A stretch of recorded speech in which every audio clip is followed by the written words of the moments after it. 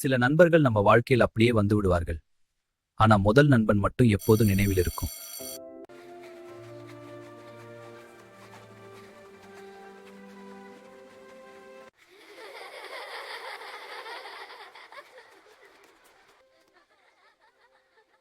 அனைவருக்கும் நண்பர்கள் இருக்கிறார்கள்.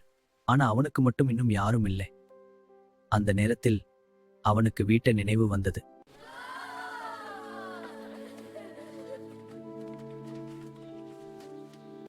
நீ இங்க தனியா ஏன் உட்கார்ந்திருக்கே? என் அம்மா ரொம்ப சாப்பாடு போட்டிருக்காங்க. நீயும் கொஞ்சம் சாப்பிடு. சரி, நீயும் என் சாப்பாடு சாப்பிடு. சில நேரங்களில் ஒரு நட்பு மிகவும் சின்ன விஷயத்திலிருந்து தான் தொடங்கும்.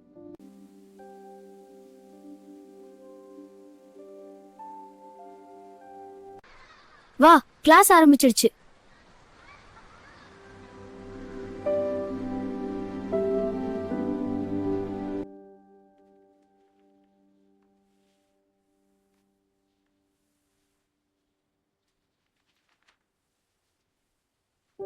அந்த நாளிலிருந்து பள்ளி அவனுக்கு இனி தனிமையான இடமில்லை.